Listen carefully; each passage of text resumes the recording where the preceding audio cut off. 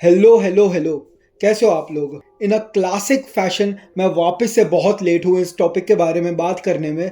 So let's not waste any time and get right into it. Let's talk about boys season 4। You're all fucking welcome.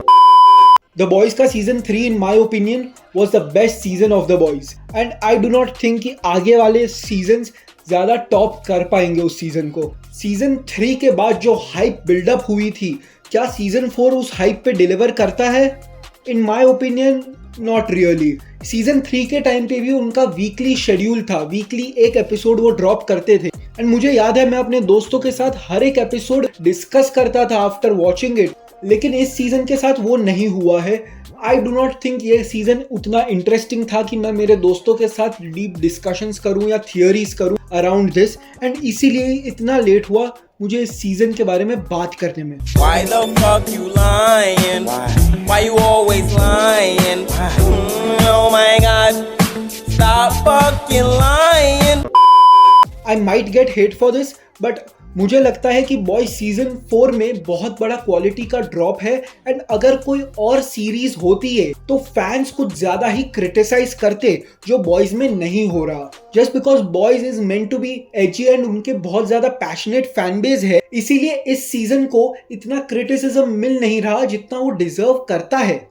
And criticism पे हम आएंगे, but let's talk about what was right this season. And in short, Anthony Starr aka Homelander carries the show this season. उनका हर एक scene gold है, gold.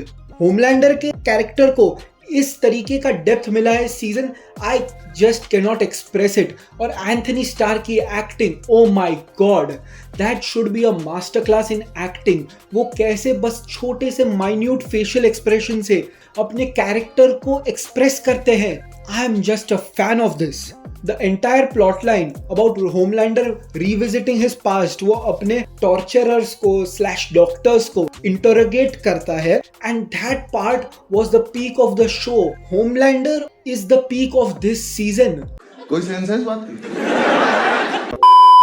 I do not think it is an understatement अगर मैं कहूँ कि Homelander has carried the boys in this season. Homelander के सिवा कुछ ज्यादा इंटरेस्टिंग था नहीं इस सीजन में, एंड जो भी इंटरेस्टिंग चीजें थी उन्हें स्क्वॉश की गई या फिर बहुत खराब तरीके से हैंडल की गई थी। Season by season we see Homelander का कैरेक्टर कैसे डिवॉल्व होता है from a man who is actually competent and can think to just a man child who goes for his urges, who has no self control. And honestly season 5 जो finale season होगा उसमें Homelander कैसा होगा वो देखने में एक अलग मजा आएगा, and I am looking forward to that.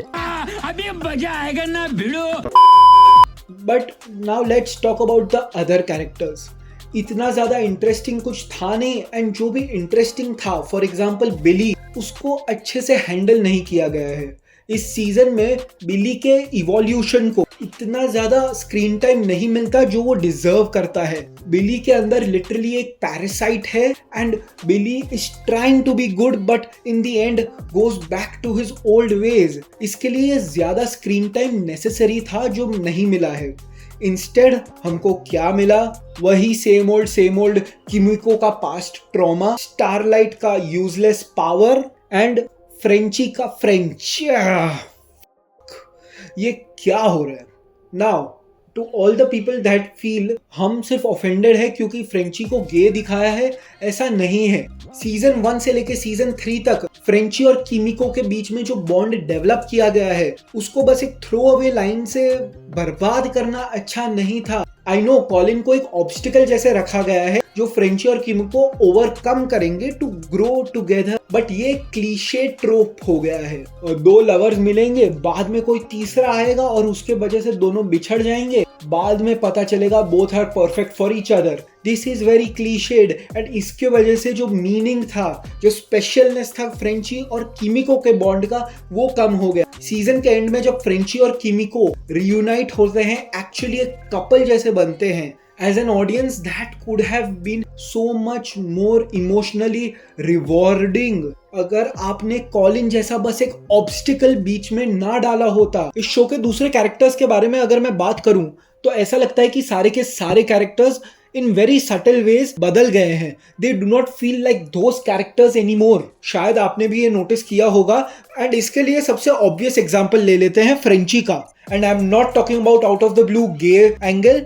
I am talking about उसको सडनली गिल्ट फील होने लगता है about the murders and the crimes he has committed. This guy has been a criminal for years. इस बंदे ने society की सबसे ज्यादा फक्ड अप चीजें देखी है और उसको सडनली अभी गिल्ट होने लगा है. He has killed so many people even when he was with Billy and I am pretty sure he has killed people when he was on his own. तो अचानक से एक गिल्ट आना और खुद को पुलिस के हवाले कर देना just seems out of the blue. And इसको देख के लगता है कि राइटर्स को बस अपना टाइम बढ़ाना था शो का, लेकिन उनके पास कोई कंटेंट नहीं था तो कुछ भी कर रहे हैं. एंड अगर किसी और कैरेक्टर के बारे में बात करनी है, let's talk about starlight. Starlight was such a unique character in the boys, लेकिन इस सीजन में वो कुछ डिफरेंट लग रही है. And I do not mean about her face. इस सीजन में आउट ऑफ नोवेयर दे शव in an abortion angle and it is clear कि उनको बस एक सोशल कमेंट्री करनी थी एंड इसीलिए they chose to do this. And as a writer your character should always come first ahead of the social commentary. And talking about Starlight, I can't believe she blamed Hughie for sleeping with another woman when Huey did not even know that it is another woman. It was just a weird decision to make Huey apologize. Huey को apologize नहीं करना चाहिए था. इस season में starlight के साथ जो हो रहा है, it betrays what Starlight was. Starlight doesn't feel like the same Starlight anymore. And ये बस Starlight के लिए नहीं है, ये बहुत सारे दूसरे कैरेक्टर्स के लिए भी है. लेकिन let's get to the root of all the problems in the Boys season 4 and that is the lazy writing and emphasis and focus on social commentary. इस सीजन में ऐसा लगता है कि the writers have put more emphasis on the social commentary than the characters and the story. And social commentary Boys का हमेशा एक हिस्सा रहा है, बट वो बस वही था, एक हिस्सा. It was never the main focus of the boys. इस सीजन में पता नहीं क्यों it seems कि social commentary has become the primary objective of the boys. पहले भी boys social commentary करते थे, but it was written so much more cleverly. जैसे कि The Girls Get It Done moment, जिसने हॉलीवुड के wokeness का मजाक उड़ाया था. जैसे कि मेव का coming out of the closet movement और कैसे कैपिटलिज्म ने उसका फायदा उठाया. And so many more examples of that. आप सोशल कमेंट्री देखते थे बॉयज में, बट कभी ऐसा नहीं लगता था कि बस आप एक प्रोपेगेंडा पीस देख रहे हो जो सिर्फ एक साइड को बैश कर रही है और दूसरे साइड को प्योर एंड वर्चुअस दिखा रही है. लेकिन ये सीजन में वही हो रहा है. Earlier seasons of the boys also dealt with very serious issues, but they did it in a more mature way. इस सीजन में देख लो, everything is played for laughs. For example, इस सीजन में ह्यूई के ऊपर 2 बार सेक्सुअल असॉल्ट होता है, बट एक बार भी उसको सीरियसली दिखाया नहीं जाता. दोनों बार it is played for laughs, it is played for cheap thrills. Hughie went through the most traumatic journey this season, but this season he was used as a punching bag, nothing more. इस season में बहुत सारी weird चीजें हैं, but they do not serve anything.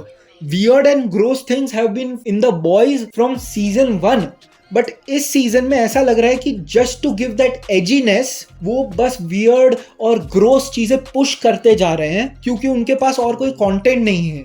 पिछले seasons में gross चीजें थी, बट उसके साथ एक स्टेलर और अमेजिंग स्टोरीज भी हुआ करती थी. इस सीजन में वो नहीं है एंड इसीलिए ऐसा लगता है कि बस ग्रोस चीजें ही दिखाते जा रहे हैं to seem edgy and cool. और मे बी ऑडियंस अब यूज्ड टू हो गई है एंड उनको कुछ अलग चाहिए than just the same old gross jokes. Whatever it is, let me know in the comments down below. And just an example of how lazy the writing has gotten on the boys. हम Gen V में देखते हैं कि Victoria Newman can bleed. She can cut herself with just a normal knife. But इस season में उसको invulnerable दिखा दिया है. She is somehow bulletproof और उसके ऊपर होमलैंडर के हीट विजन का भी कोई इफेक्ट नहीं है. कुछ भी. एंड अगर मैं लेजी राइटिंग की बात करूं, then Sister Sage is the epitome of lazy writing. उसका पूरा character exists because of lazy writing. Starting में हमें दिखाया जाता है that she's the smartest person alive, but there is no evidence to suggest that. पूरे सीजन में we see her being stupid and get outplayed by the Boys, but बाद में ending में दिखाया जाता है it was all part of a plan. Oh my god, what the hell is happening here? Sister Sage is just a stand-in to say more political and social commentary about racism and sexism and seem smart while doing it. Characters like her never work, especially the ones who say it was all a part of my plan, because as an audience मेरे पास कोई hint नहीं था that she's actually smart, that she's actually competent and that she can actually do anything. Wrapping this all up, if I call season 4 of The Boys anything, it is a disappointment. You're a disappointment. अब ऐसा लगता है कि The Boys has become the very thing they criticized. I hope season 5 अच्छा हो and I hope The Boys can go back to its peak form like season 3 in season 5 since it's their last season. Let me know your thoughts in the comments down below. Hope to see you guys soon. If you have any video ideas for me, do let me know. Bye and take care.